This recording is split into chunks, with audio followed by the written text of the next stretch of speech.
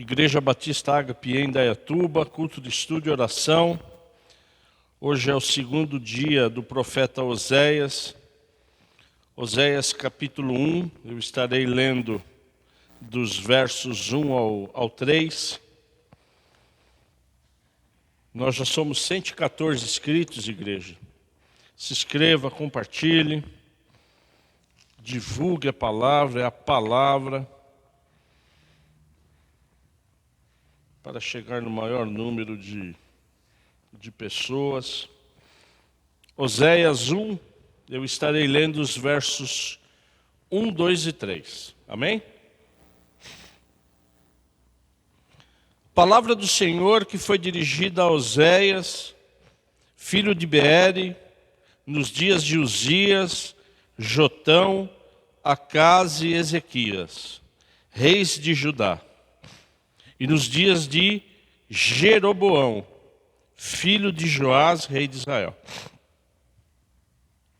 Quando pela primeira vez o Senhor falou por meio de Oséias, o Senhor lhe disse: vá e case com uma prostituta, e tenha com ela filhos de uma prostituta, porque a terra se prostituiu, desviando-se do Senhor. Então Oséias foi e casou com Gomer, filha de Diblaim, que ficou grávida e lhe deu um filho. Pai, que palavra, Deus.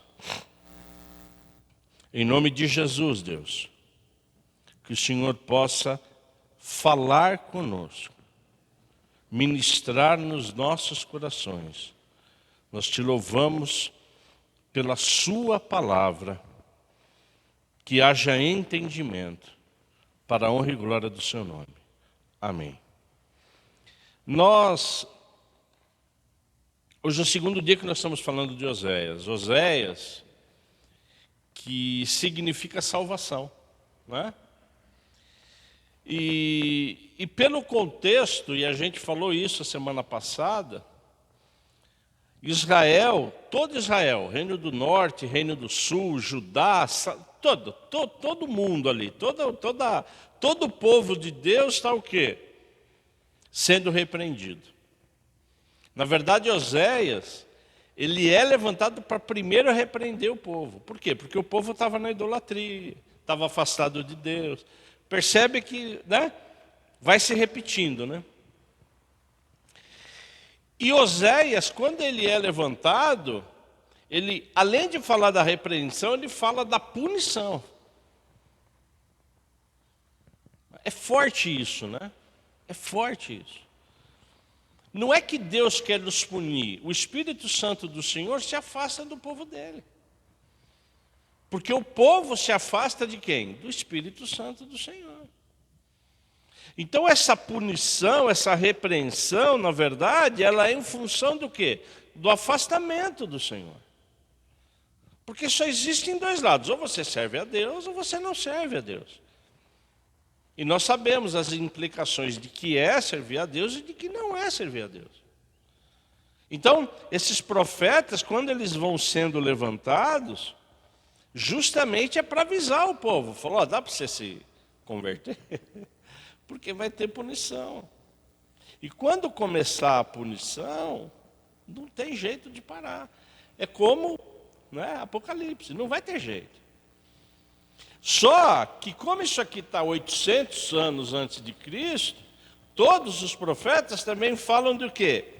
De salvação. Vai haver repreensão, vai haver punição, só que em breve virá quem? O Messias. E o tema central de Oséias, e é isso que é importante a gente extrair, né? O tema central é Israel como esposa infiel, como uma noiva infiel. Amados, tem uma coisa pior para um homem de ter uma noiva infiel? Tem, não? Elias? Giovanni ainda não sabe. Agora, para vocês, mulheres, tem uma coisa pior do que um noivo infiel, um noivo, né? Aquele que vai casar. Então, Deus, ele alterna, falando: olha, Israel é minha noiva infiel, Israel é minha esposa infiel. Só que ele fala também, e é isso que é lindo, ele fala também que vai haver um Salvador, né? E esse Salvador, como é que esse Salvador que é filho de Deus, ele se entregou? Ele se entregou na cruz, todos nós sabemos. Ele foi como sacrifício vicário, né? Quer dizer, ele substituiu todos nós. Mas o cerne qual é? Obediência. Jesus Cristo foi o quê? Obediente. E todos nós sabemos que no Getsêmani, ele de alguma forma queria passar o cálice. Queria passar a cruz, porque ele veio como homem. Mas ele cumpriu o quê? O seu ministério. Qual foi o ministério de Jesus? Morte de cruz. Aí a gente vai lendo, vai entrando no texto, e aí surge uma pergunta, para nós que estamos aqui, para nós, né, para vocês que estão nos assistindo, como Deus deseja te usar? Considerando que você seja um cristão. Considerando que você seja um cristão. Como Deus deseja te usar? Porque usar o ministério, o que é? É servir, tá certo? Ser usado, né? Então, a grande pergunta aqui, hoje, que o Espírito Santo nos traz é: como você acha que Deus quer te usar?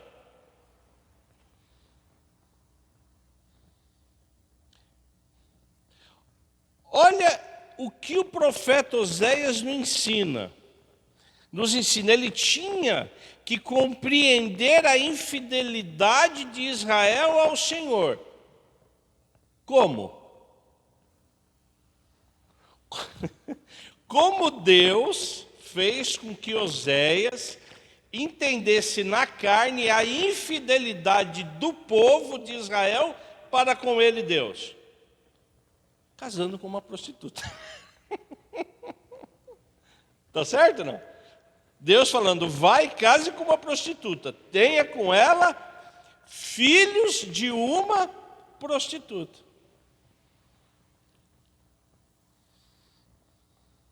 Eu fico imaginando eu no lugar do Oséias recebendo isso. Principalmente naquela época, né? Que a prostituta, ela era absolutamente abominada. Sim ou não? E imediatamente o texto, é isso que é lindo na palavra, porque você vai entrando, se coloca às vezes no lugar de Oséias, Deus falando para mim, vamos falar que eu sou Oséias: vai, case com uma prostituta e tenha com elas filhos de uma prostituta, porque a terra se prostituiu desviando-se do Senhor. Se somos nós hoje, o que nós vamos fazer? Nós vamos espernear, nós vamos no monte, mas é isso mesmo, vamos jejuar, vamos falar um monte, sim ou não? O que Oséias fez? Então Oséias foi e se casou. Ele foi e se casou. E aí a gente vai um pouquinho mais adiante, no 2:2, não é? Olha o Senhor dizendo para Oséias da infidelidade de Israel: acusem a mãe de vocês, acusem-na, porque ela não é a minha mulher. Deus falando para Israel: eu não sou o seu marido, que ela afaste as suas prostituições de sua presença e os seus adultérios de entre os seus seios. Aqui está o que? Um Deus ferido pelo adultério de um povo. E qual é a violação? Qual é o adultério? Qual é o adultério que Deus está pleiteando para Israel? A fidelidade do amor de Deus para com Israel. O amor de um povo. É o que Deus pleiteia de mim e de você. O nosso quê? O nosso amor. Porque Deus, Ele sempre teve o quê? Um relacionamento de amor com o seu povo. E Ele sempre pediu para que nós o quê? O amássemos de todo o coração. E dessa forma, não é? Gomer, que é a esposa prostituta de Oséias, traía e traía Oséias, até que tiveram 3, 4 filhos. Então Oséias, ele teve filho de uma prostituta que ele mesmo não sabia que era dele. Então a experiência do ministério de Oséias, tendo uma esposa infiel, capacitou Oséias a quê? A entender o sofrimento de Deus. Olha que coisa maravilhosa. Que coisa linda. Não é? Então, amados, a gente vai lendo e vai entendendo, não é? E a gente vê claramente que a tarefa de Deus foi o quê? Foi que Oséias profetizasse não só as palavras, mas os atos. Pô, eu sei do que eu estou falando. Eu estou vivendo o que eu estou falando. É como hoje, a gente tem que viver o que está pregando. E foi exatamente o que Oséias fez. E qual o propósito de Deus com o nosso ministério? O que Ele quer exatamente de nós, como homens, como mulheres, como levitas, como pastores, como ministros? E aí eu fico me perguntando, e é uma pergunta que eu faço para mim: será que nós seríamos capazes de aceitar o que Oséias aceitou? Eu não sei, eu sinceramente não sei. Eu não tenho essa resposta, né? Então, na verdade, a gente não vem aqui para ter dúvida, mas a gente vem aqui para ser ministrado pelo Espírito Santo.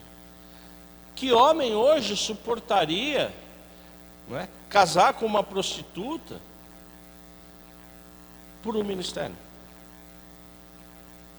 Por falar do quê? Não é? De quanto Deus Ele sofre com um povo que se prostitui. É profundo isso, não é? E aí, a resposta que a gente vai tendo, eu pelo menos quando estava orando e pedindo do Senhor, qual é a condição, igreja? Amar a Deus sobre todas as coisas.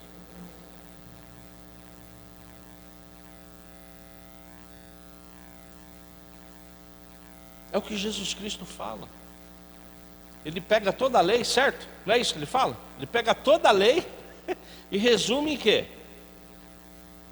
Em 2 mandamentos: amar a Deus sobre todas as coisas e o seu irmão como a ti mesmo.